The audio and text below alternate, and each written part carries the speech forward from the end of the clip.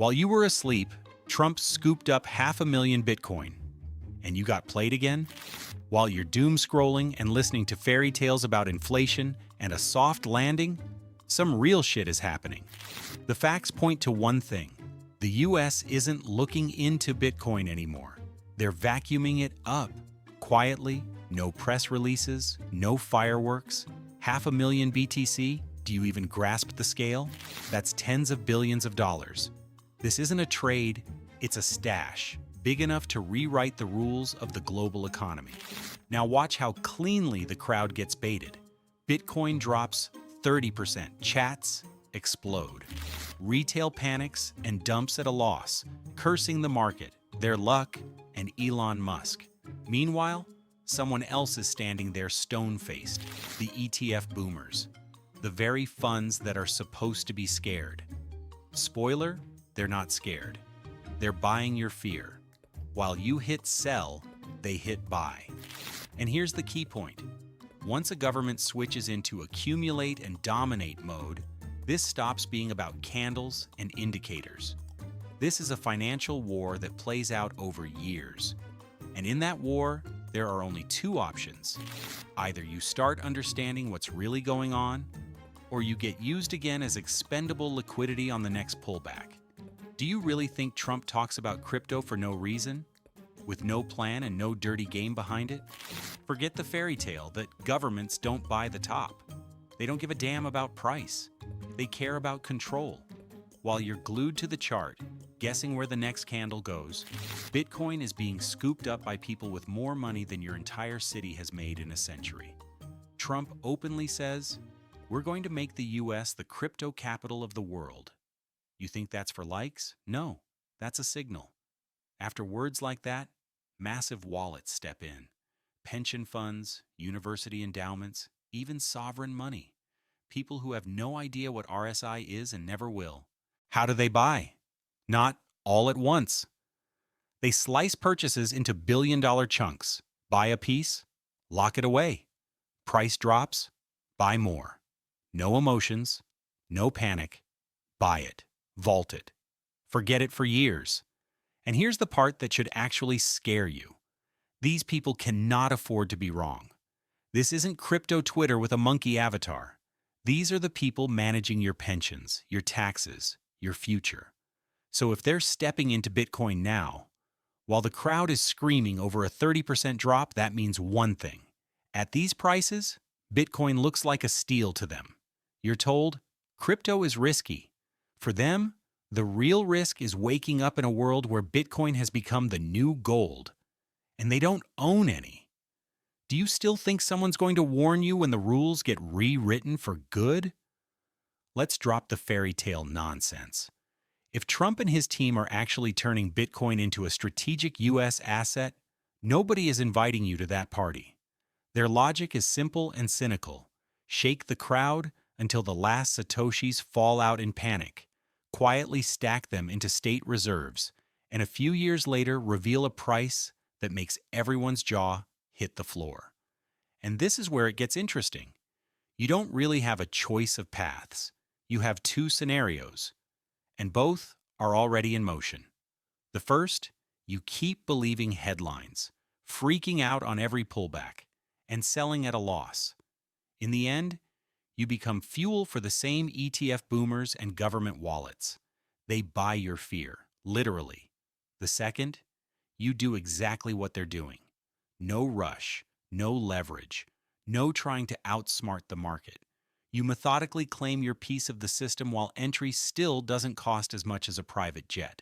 There is no middle ground. Either you realize that a redistribution of the financial world is happening right now, or you pay for that redistribution out of your own pocket. Write in the comments, do you actually believe the US will make Bitcoin a reserve asset? Or is this a massive pre-election con?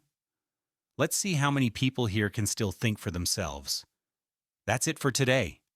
Move while the rules haven't been fully rewritten yet. Think Trump's scheme is fantasy? No, it's already been tested. And you know where. You think Trump is just throwing out crypto slogans? You're wrong. He's not inventing anything. He's scaling a model that already works. And it was first tested not in the US, but in Venezuela. While the world laughed at inflation in Maduro, a different game was happening under the table. Oil was swapped for Tether, Tether for Bitcoin. No banks, no SWIFT, no permission. It was the first real stress test. Can a state survive and trade while bypassing the Western financial system? The answer turned out to be uncomfortable. Yes, it can. And this is where US logic kicks in. If a sanctioned, isolated country can use Bitcoin as a financial workaround, what happens if the world's largest economy does the same? With reserves, with influence, with military protection. That's why Bitcoin right now isn't an investment. It's the oil of the 21st century. Except you don't drill it out of the ground.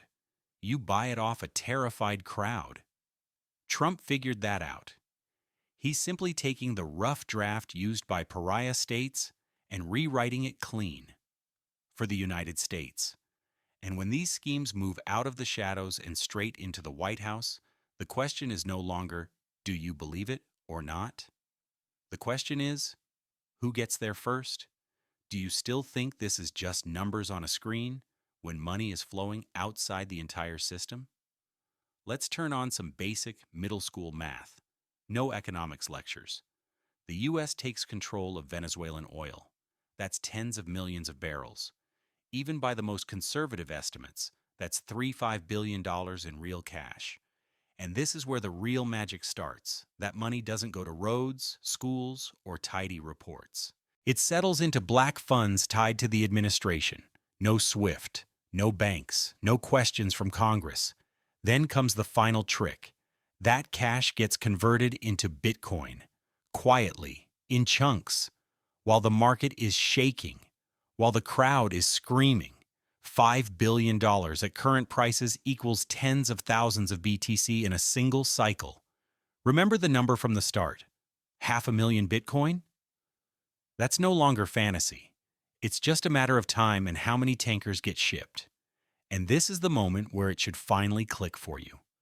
When a state is effectively getting Bitcoin in exchange for oil, they don't care about volatility. They don't care about candles. They don't care about your emotions. They love crashes, because for the same barrel of oil, they get even more of your coins. That's why every time the crowd panics and slams sell, the system calmly replies, "Thanks for the discount. We'll take more." Do you really think governments will ever give control back to the crowd?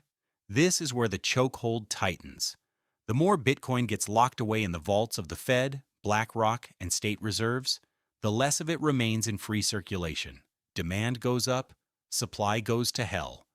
And this isn't a market cycle, it's the mathematical destruction of a free market.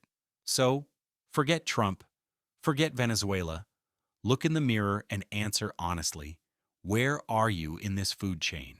Are you the one clinging to your piece of the future with your teeth while it's being ripped away through panic headlines?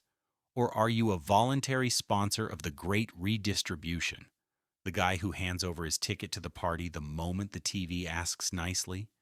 Because the fairy tale about governments dumping their Bitcoin later exists for exactly one reason. So you don't hold. So you doubt. So you sell early. Write in the comments, do you really believe governments will give this control back to the crowd? Or are we entering an era where owning a whole Bitcoin will be as unrealistic as owning your own aircraft carrier? Say what you think. No sugarcoating. Let's see how many clear-headed people are still left here. Have you noticed that you don't actually own anything anymore? Or not yet? No abstractions. Look at your life, your car, leased, your apartment, mortgaged, your software, subscription-based, your money in the bank, just numbers you're allowed to spend as long as you're a good citizen. And against that backdrop, one thing shows up that breaks the entire setup. An asset that can't be printed, can't be frozen with a button, can't be canceled by a phone call from a bank. Do you really think governments are cool with you having real ownership? Don't make me laugh. Bitcoin in their hands is a lever of power. Bitcoin in your hands is a system malfunction. That's why what's happening right now isn't investing or technology adoption. It's a purge. You're being trained to accept that everything is subscription-based, even your right to transact. While you're debating buy now or wait, they're building a fence around the last truly scarce resource on the planet. When that fence is finished, entry will be permit only, and at prices you simply won't have. This isn't a prediction. It's happening right now while you're finishing this video. There's only one question left. Which side of the fence will you be on? Do you still think this is a TV series and not the moment when your role gets decided? If you're watching all this like it's entertainment instead of reality, congrats. You've already been cast as background noise. This was never about moonshots, Lambos, or pretty fairy tales. It's about not ending up with empty pockets when the rules of the world get finalized in fine print. So that 5 years from now, you're not that guy in the comments writing, "I saw it all. I understood everything. But I decided to wait." Let's be honest. If you made it this far, you've already seen what 90% of people stubbornly refuse to notice. Consider that your edge. But here's the catch. An edge without action is just dead weight. So the question is no longer what Trump does, or even what the US does. There's only one question left. What will you do? Write one word in the comments. In. If you understand the scale of what's happening and can take the hit. Out.